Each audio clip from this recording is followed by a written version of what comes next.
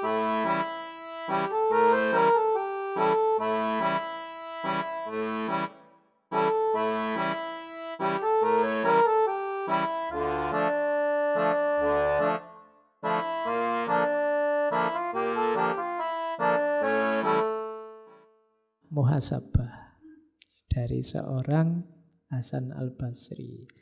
Ini puisi ini sangat terkenal. Anak Adam, dirimu, diriku. Dirimu hanya satu. Kalau dia selamat, selamatlah engkau. Kalau dia binasa, binasalah engkau. Ini mau menegaskan pada kita, kalian hidup ini hanya sekali dan sekarang saja. Diri juga kamu punya satu, tidak bisa diganti.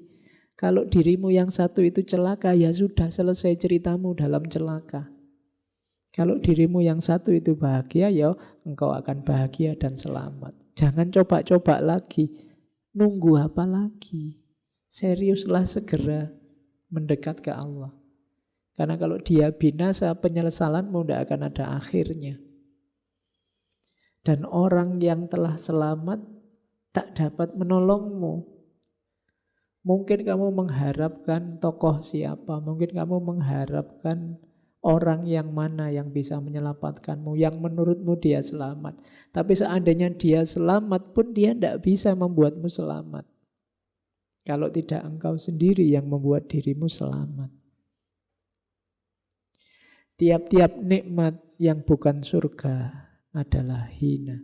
Dan tiap-tiap bencana yang bukan neraka itu mudah.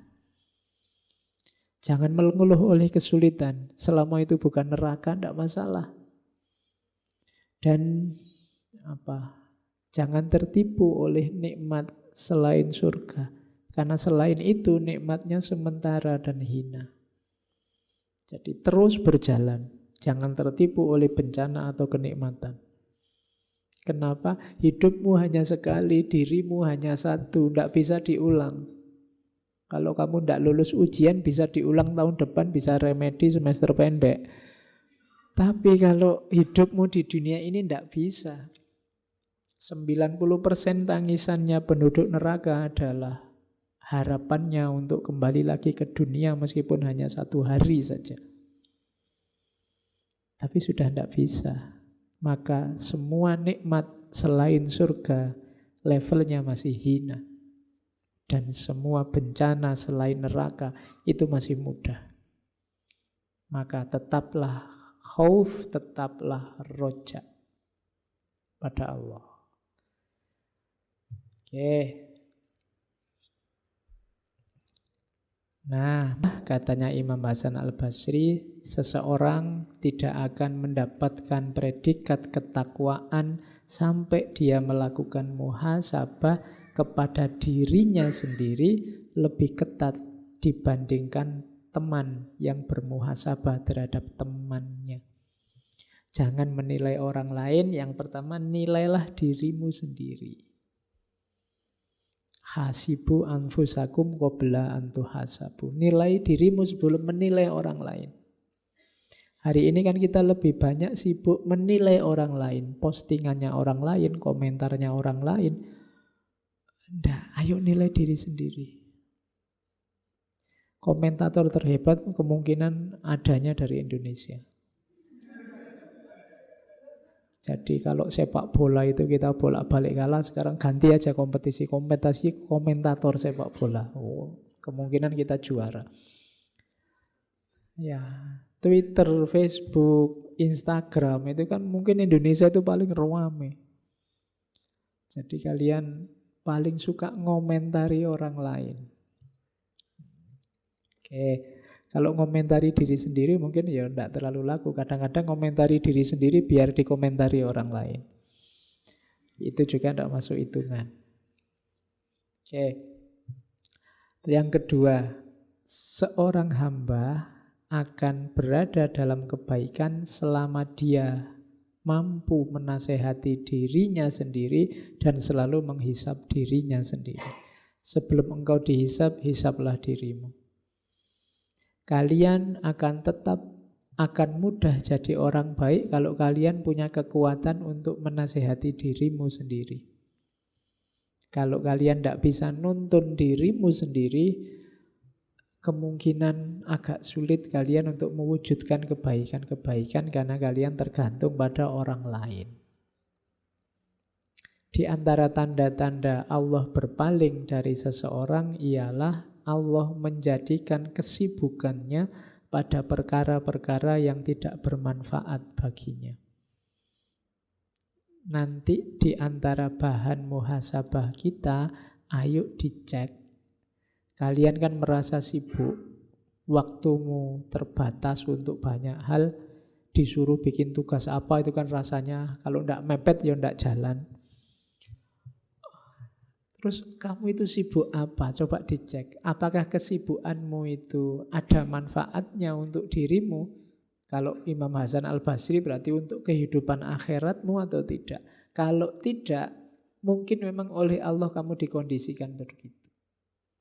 Mungkin Allah sudah berpaling darimu. Kesibukanmu tidak ada maknanya sama sekali, tidak ada manfaatnya. Dibikin begitu biar kamu jauh oleh Allah.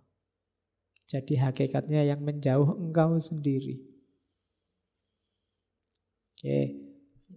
Jadi ini quote-quote dari Hasan Basri. Yang terakhir, barang siapa, kalau ini hari ini banyak, mencela dirinya sendiri di hadapan banyak orang, sesungguhnya sebenarnya dia sedang memuji dirinya. Dan hal itu adalah satu tanda dari riya. Sekarang kan banyak. Kadang-kadang saya juga begitu. Alah, apa sih saya ini? Aku itu ilmuku terbatas, aku itu... Ini koyok-koyok merendahkan diri, tapi gak kerasa sebenarnya kira pamer.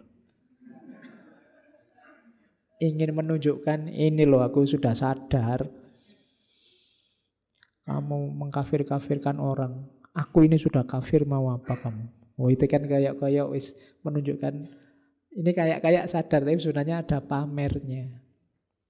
Katanya Imam Hasan Al-Basri loh, ini bukan saya. Yang semacam itu sebenarnya jenisnya riya.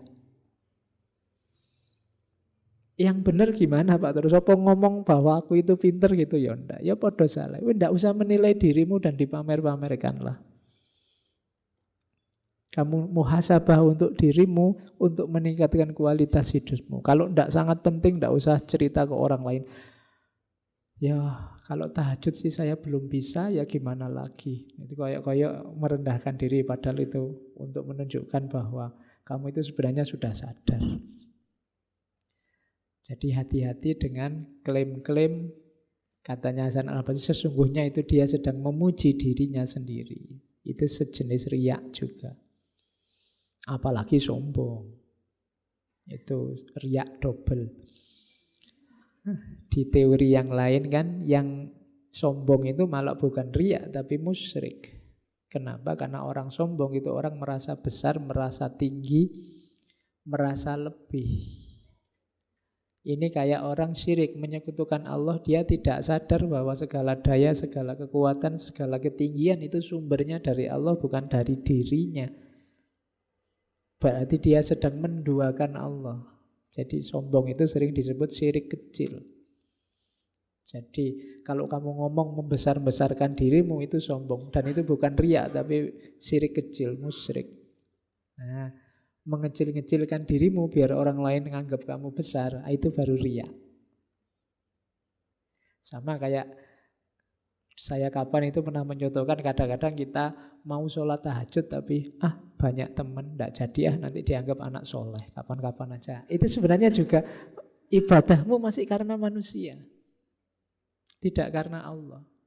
Itu bisa masuk kategori riya ini. Gara-gara ada manusia kamu mau sedekah, tidak jadi, nanti dianggap pamer, tidak usahlah. Tulis saja hamba Allah. Masih manusia yang jadi pertimbangan. Emangnya misalnya ditulis namamu orang kenal siapa kamu? Kan tidak juga. Mungkin kamu aja yang kegeeran. Jadi biasa sajalah. Wong kamu tidak ingin pamer bahwa orang mengenali ya tidak apa-apa. Wong kamu memang pingin tahajud, ada banyak teman, ya tahajud saja. Bahwa nanti kamu diledek, wah anak soleh nih, ya biar aja. Wong bukan karena mereka kamu sholatnya. Tapi kita sering terjebak di sini.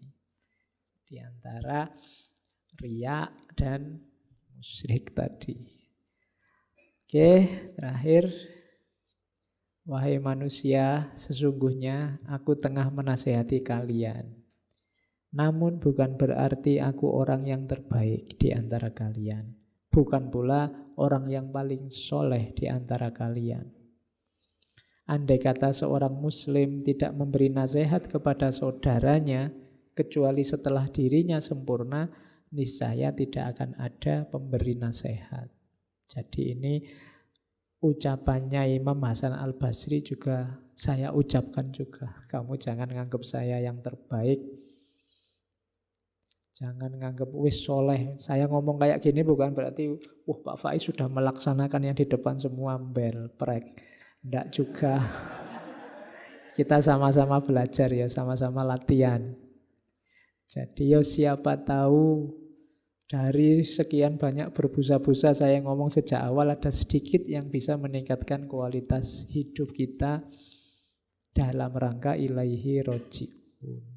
Tidak berarti yang ngomong lebih baik daripada yang diomongi. Jadi karena memang kita hidup bersama ini kan bedanya di beda fungsi main kita. Saya mainnya kebetulan hari ini di depan, jadi yang ngomong kalian yang mendengarkan.